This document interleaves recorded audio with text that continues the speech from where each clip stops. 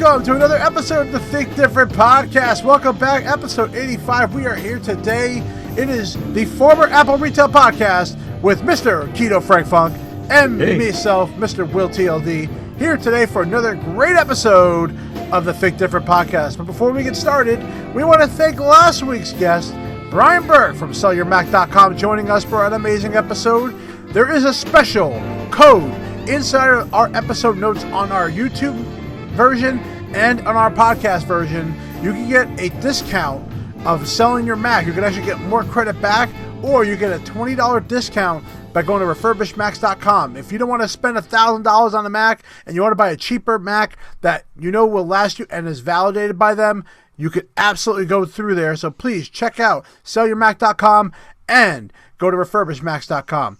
But Frank, how are you doing this week, sir? I'm doing great, man. I just did a weigh-in, and I've been on keto for 11 months, and I'm down to 190 pounds. I lost 56 pounds, and I'm feeling terrific. That is all because of the great non-sponsor of Zevia, ladies and gentlemen. Thank you very much, Zevia, for not sponsoring our podcast. But because of this, Frank has lost so much weight, and now he's feeling healthier and greater than ever. And by the way, this guy right here is the guy that got him on it. So I'm proud to say that he is on it. Now, I've been on keto once again. I'm almost a month in. Right now, as of this recording, I lost 10 pounds in 3 weeks. So there you go. We'll see what happens when I do my weigh-in on Friday. Now, because it was Easter, which I hope everyone had a wonderful Easter, whoever celebrates it, Passover. I don't know much about the holiday, but I'm sure you guys had a good time too. I'm looking forward to seeing that weigh-in and see if Easter affected me, because there was a tiny bit of cheat in there. You had your sister's birthday, right? That's right. My sister's birthday also was celebrated at the same time, because she always happens to fall around Easter time. Just like on my birthday, always falls around Mother's Day. So I got to always deal with that. Everybody always used to call you a mother. Yeah, well, that's the way it is. But we have to talk about this week in history, Frank, and we had something really special happen this time on April of 2010, because the first generation iPad was released into stores. Now, it was the Wi-Fi version first and then the cellular one. But Frank, I want to talk about that launch. We were both in an Apple store, probably in the same one at the time. Busy day. I will remember that. It was crazy. We ran out of a lot of models. This was my, I don't know how, I've been a part of a couple product launches, but this one was a little bit easier than the iPhone because there was no activation involved. And it definitely ran smoother than an iPhone one would. But this, especially a 3G one, if we all remember the iPhone 3G. And yeah, this was definitely a fun launch. And I don't have a true recollection of the whole day, but I do remember that it was a busy day. Yeah, well, the thing that I remember about it was they had the black curtains across the front. Oh, yeah, we had to switch them. That's right. Yep. They had to put the display on. And the iPads came in a half an hour before the store opened. And that I won't forget that, because I thought, geez, that's not a lot of time for all of us to review what the product can do. Now, granted, it was running the same operating system as the phone, but nonetheless, you still want to touch it, feel it for a little bit before the customers walk through the door. Mm-hmm. The other thing I remember about that, at the setup table, I had a customer who they wanted it for their mother, and they wanted to put a special message on the front screen. So what we did was we took the notepad and we put "Happy Birthday, Mom" or something to that effect, took a picture of it, and then used that as the screen, as the opening screen for the iPad. So we had a lot of fun that day with helping customers, doing different things and surprising different people with the device. Yeah, I will tell you that was a nice thing where you used to put like a screensaver and it Yep. would be like congratulations or something like that. I remember us doing things like that as a fun way to already have it set up for them because back then you didn't have to set up the Apple ID and all that beforehand. You know, it was a little different back then. Now you don't want to do that. I would recommend never doing that. Yeah. But it's amazing. Here we are 11 years later. This has become the computer replacement, or I would say a laptop replacement for most users, and it truly has changed the world when it comes to tablets. I mean, there's no such thing as a tablet. iPad is so much more than a tablet. Not to mention it's part of a great ecosystem to work with your devices. So tying into that, well, Apple is going to be releasing some new stuff because WWDC 2021 is taking place June 7th through June 11th, and they are doing it digitally as they have in all of 2020. And for the first time, it's going to be free for all developers. It's held online, and the developers will. Usually, there's a lottery system. You have to pay for a lottery. Not this year. They're just giving away It's completely usually free. about $1,500, right? It's expensive. Apple's not doing that this year, but the idea is that they're going to be talking all their iOS, iPadOS, macOS, watchOS, tvOS, and who knows? Maybe they'll debut iPodOS, or maybe they'll have a HomePod. No, they won't have a HomePod. That's dead, folks. But HomePod 2. HomePod 2, yeah, maybe they'll have the HomePod 2 come out. We'll talk about hardware in a second. But a special thing they're doing this year is a Swift Student Challenge. Swift is a platform to help students learn how to use coding for the first time in a fun way, like a game. And they want people to create their own interactive scene using Swift. And they have till April 18th to submit that. And the cool thing is the winners are going to get WWDC 2021 apparel, a custom pin set, and 1 year free membership to the Apple Developer Program. Wow, pretty good. Yep. So now we have to talk about right now in March and April. The rumor was there were new stuff coming out. That has not happened. Nope. So, is the plan that they're going to do all this in one day? Is it going to be all the OSs and a new iPad, which was the biggest rumor going out? A new iPad mini is a rumor. A new Apple TV is a rumor. Heck, we still have AirTags, still not out yet. But Nope. they keep teasing that Find My app is, updating it. What is going to happen here, Frank? I don't know. Well, what's the other big rumor? The invitation that went out, the emojis had people with eyeglasses on. So is this the year for the Apple glasses? That's what a lot of people thought, because we thought, and in the there's an image that looks like you with hair, and Me with hair? yeah, with you with hair, but you don't have hair. I just want to point that out. He hasn't had hair in over 37 years. That is what a lot of people speculate that's what they're doing. Now, I don't think they're going to be doing that. I think that'd be a really big tease, because we have no images. Like, there's a lot of ways that Apple stuff gets out now. This hasn't gone out. There's no glasses that have ever been seen by this. But I think it's There's just no glasses out in the wild left at a bar or anything, huh? And Apple could just be teasing us, honestly. And remember, the idea is that the last time when macOS was revealed, when M1 was revealed, it was like a slow open, and then it was like a pink glow coming on it. I forget his face, but that's what they're teasing here. Just what the fact that you have the icons like that you're protecting through the glasses. Well, I'll tell you what I'm looking for, or what I'm hoping for, I guess I should say, is new iMac. I'm hoping that they'll have a M1.2 or an M2 chip that really kind of really makes a big splash in the iMac world. Now the rumor is they're going to get rid of the beard or the chin on the iMac, have a thinner bezel all the way around. The screen is supposed to far surpass the 27-inch 5K model. Yep. The only downside, of course, will always be what's it going to cost. Right, and I'm hoping they can keep the price close enough. The fact that they make their own chip, I think, is helping that. They no longer got to pay a license fee to them. And then, of course, the new MacBook 15-inch is another MacBook Pro 15-inch.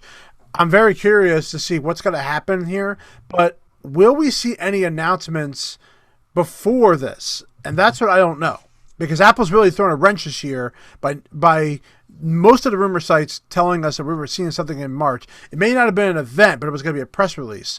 So will there be a press release for something new coming out? That's the question mark, Frank. Yeah, I don't know. I really can't. I don't know.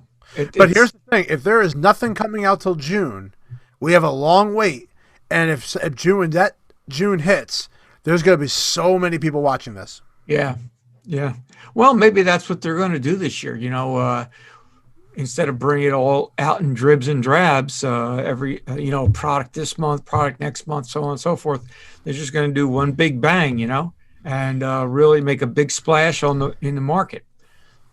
Yeah. So, or wait for the hardware in September like they always do. It's so hard this year. Everything's still weird up in the air with everything going on.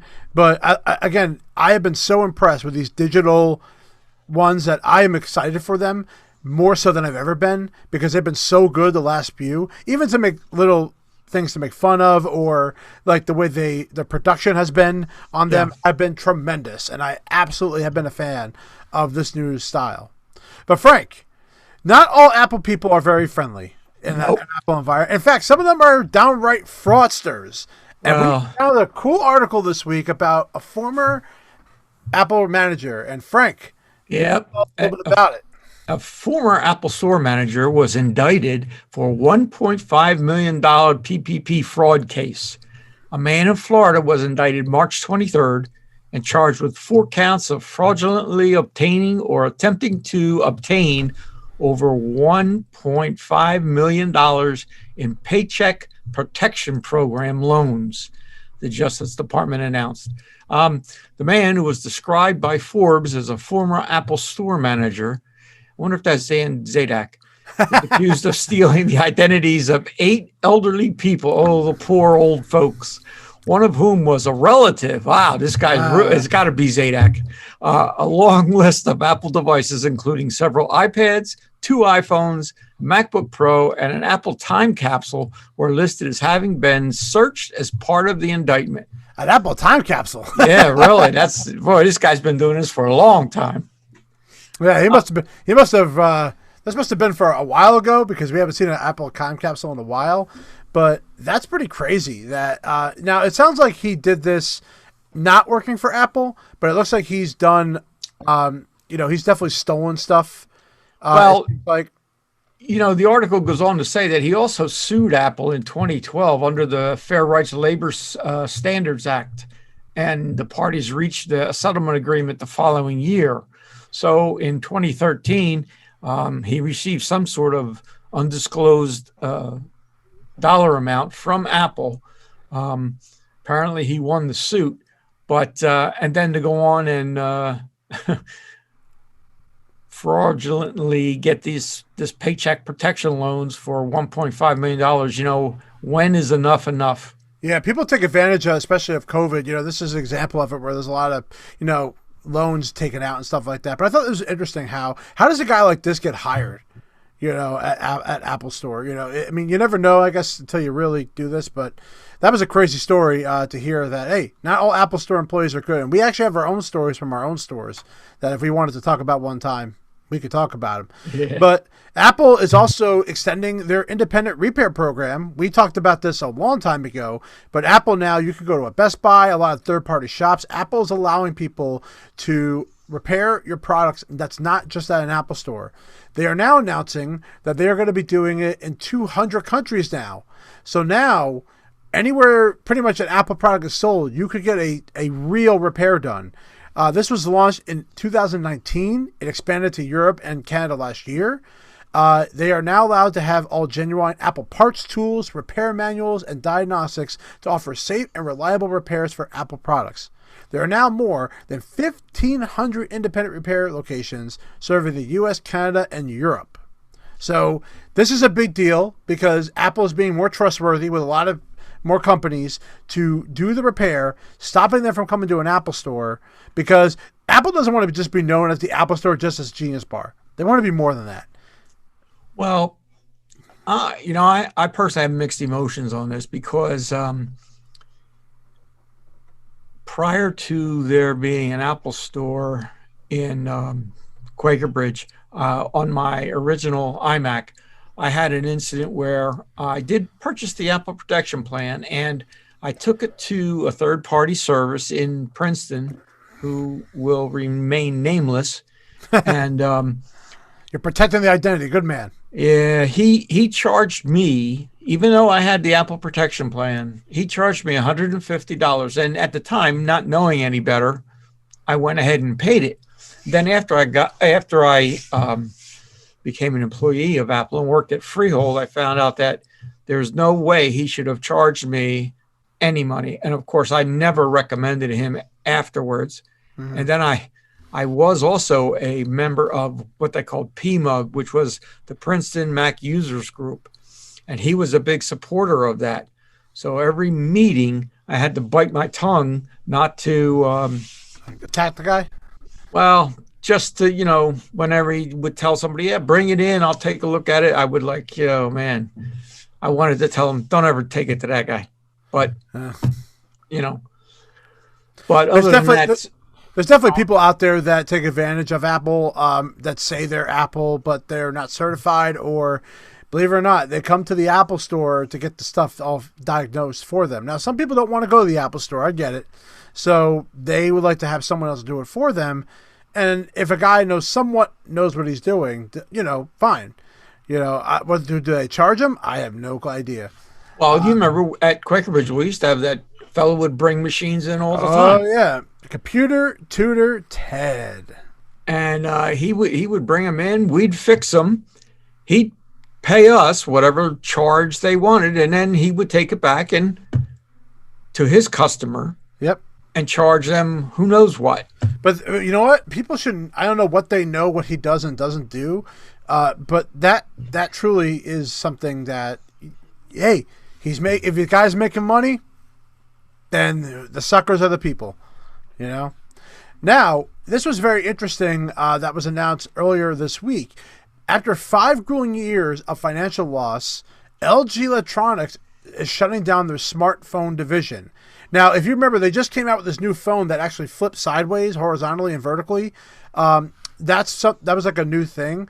But they're moving on to something completely different. And LG was a big deal back in the day. I remember the LG Chocolate. Yep. That was a big one before iPhones were a big deal. They were like the first smartphone. But yeah, they haven't done anything. And LG, honestly, when was the last time you heard of an LG phone that was popular, or someone said they had an LG phone? Well, they have them installed in your refrigerators now. So maybe they're just making bigger screens for their refrigerators so you can see what inventory you have in your refrigerator. But I don't see anybody that has an LG phone. No. And that's the problem. How marketable were they? They did come out with some really cool ideas, but it's like they didn't have a flagship product. They just kept coming out with these cool ideas, but it wasn't worth buying them. They had they were teasing the world's first rollable phone. Then they had this wing phone, and it was just too much, Well, when something's not really your core product, and some of the products within Apple, you can make the same argument that you get outside of your core products, and they're just oh yeah, we can do this because we make TVs. And they do it, but they don't really put their whole heart and soul into it. And you end up with something like this. Sony used to do the same thing. Mm-hmm. Sony would throw out so many different products, and 2 years later, they'd abandon them. Mm-hmm. So it's the same kind of, and if they stumble upon a winner, then they'll capitalize on it. Yeah. I feel bad for them. But honestly, they just haven't been useful in so many years. So that's just the way it goes. So RIP to LG. Thank you for the memories. But moving on, this was a very interesting article about the M1 chip. Now, the M1 chip, if you remember, the RAM and the SSD are one chip. The whole thing is one solid chip. There's no separate pieces on the logic board to make this separate. But there are technicians in China that were able to detach the RAM from the M1 chip and its nearby SSD module, replace them with larger capacity components, which are recognized by macOS, and they didn't break the device. Very, very interesting. Now, I'm going to tell you this right now. If you even think about doing this, you are the biggest moron in the world for even doing this. Apple has been doing this for so many years. Everything is soldered together. Now, there are companies like China or the guy in New York that is soldering boards like crazy for clients and customers that they absolutely should never do this at all. Yeah. You're now, I'm sure if somebody does this, then it avoids the entire warranty. So if something else should go wrong, then you're going to be on your own.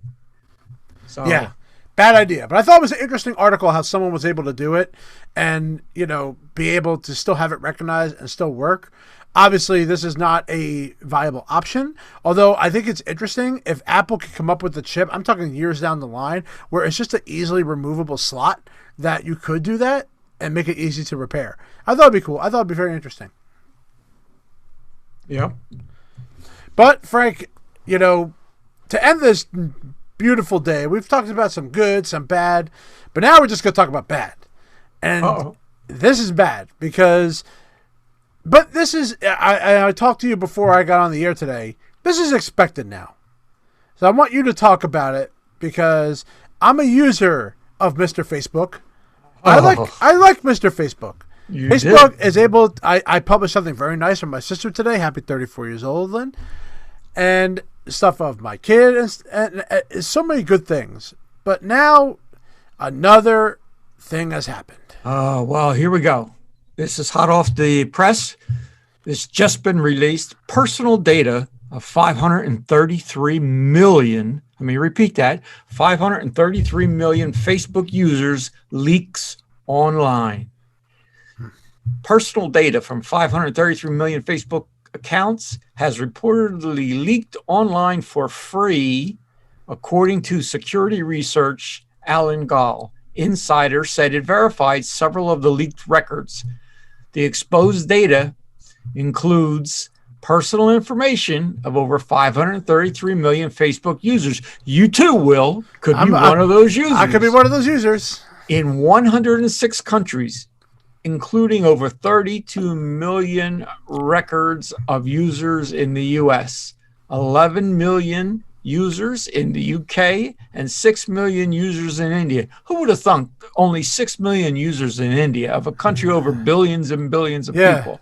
But anyway, according to Insider, it includes their phone number, Facebook IDs, full names, locations, birth dates, bios, and in some cases, email addresses.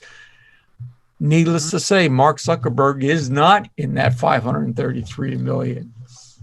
Oh, how does he know? How does he know that? Oh, please! He's got his own separate secure server, man. He's using what was that one that was out before Facebook? MySpace. MySpace. There you go. He's using MySpace. Well, man, this is discouraging news. Especially with all of the talk of privacy and the argument with Zuckerberg and Tim Cook over these new privacy laws that are not laws, but policies that Apple is putting in place. I think this is just more ammunition for Apple to say, see, I told you. And this is why Apple is coming out with an update to stop tracking. It's not, this has nothing to do with that, by the way, but this is just an example of the excuses that Facebook just keeps coming up with. And Apple is just like, your whole business is reliant on a person to be a customer. And that's the whole thing is they make money off of us. Apple makes no money off us without us making the decision for ourselves. We are the ones that go out and buy the apps. We are the ones that go to iCloud. When it comes to being on Facebook, the moment you sign up and they track what you're doing and where you are now these third-party analytics companies that's their customer. Well, see, the thing is, you got to go back to, what our parents told us. And that is there's no free lunch. Okay. When somebody tells you that it's for free, beware. There's a catch. Okay. People say, well, I can put everything out on Facebook and the disk space is free. Well, yes and no. They don't charge you, but they sell the information they glean about you to third-party users. Apple, on the other hand, charges for space in the cloud, but the expectation there is I'm paying for it. It's private. There's nobody even at Apple can get to that without my information. How many people used to come into the store and ask you, well, what's my Apple ID password? Yeah, all the time. And not to mention they have a two-factor authentication on top of the fact that they have the regular one. So there's, again, Apple, I think, does a tremendous job. And by the way, to credit, Facebook does have a two-factor authentication program, which I use. And, I want to avoid that because, again, there's a lot of stuff on there. I feel like I have more stuff on there than I do have my own bank account. And the reality is, people could be on Facebook and can have all this two-factor authentication, everything they want, but it doesn't matter because there's a back door that other people get to. Yep. It's just something that, and the only reason I wanted to talk about this is not because I'm anti-Facebook. It's just that I believe that people need to try to understand this stuff. I know it can be daunting, and I don't pretend to understand all the ins and outs of this. But I know enough to say, you know what? I don't need, first of all, I don't, my life, if you want to know something about me, ask me. My life's an open book. I don't have anything to hide. But the idea of somebody just tracking every page I go to and without my permission, I don't need it. And I believe there are other alternatives out there for social media. I'm currently using, it's called MeWe. I know about MeWe. Yeah, MeWe is a private, it's almost like there's groups in there. Yes. And you join these groups. In fact, you should be publishing the podcast in there, Frank. Oh, okay. Damn it, Frank. Publish the damn podcast in there. Get me some hits. Well, the thing with the groups is what I found interesting is when you have to ask to join a group. Right. You can't be, And they'll ask you, little questions. Why do you want to join this group? And then they usually have a statement in there. This is not to sell product. This is not to I'll say talk mean to anybody, or if you start getting involved in that, they're going to kick you out. And they state that right up front. This is for friendly conversation and to learn things. Like I recently just joined one for fly fishing. And not trout fishing? Come on. Yeah, fly fishing for anything, man. Okay. And they it's all about learning and getting together like-minded people that want to talk about a particular subject. I also am on 2 groups for drummers. And it's a lot of fun. And, there's none of this, these Twitter conflicts that go on. It's none of that stuff. It's just, you ask somebody a question about something and their opinions and they get back to you. So MeWe is one that I've looked at. And so I'm dabbling with that a little bit. And that's a lot of fun. Good. Well, like I said, there are other options out there, folks, than Facebook. Reality is, I like Facebook. I still think it's able to connect me to my family much better than I ever had to when I didn't have a Facebook or a MySpace. So the reality is, I get to be more in tune of what's going on with them.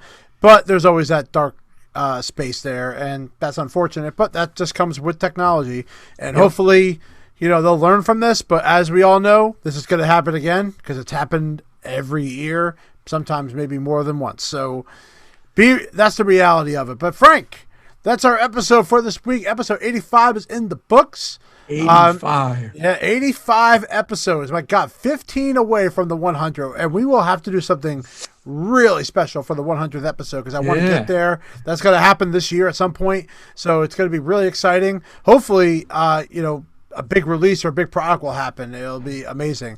But Frank, in closing notes this week, do you have anything to say to your Apple fans out there? Oh, well, the band I'm in, we played this week for the first time in a year. Thank you for the reminder. Yes, and in fact, this episode opened up with that song, Frank, because I stole it. Oh, okay. And you know what we're going to do? We're going to also outro it right now. So, Frank, listen to Frank right now here on the Think Different podcast. His beautiful drumming capabilities on his drum set. That's right. And thank you, everyone, for joining us for the Think Different podcast. I am Will, and I love every single one of you. Peace out.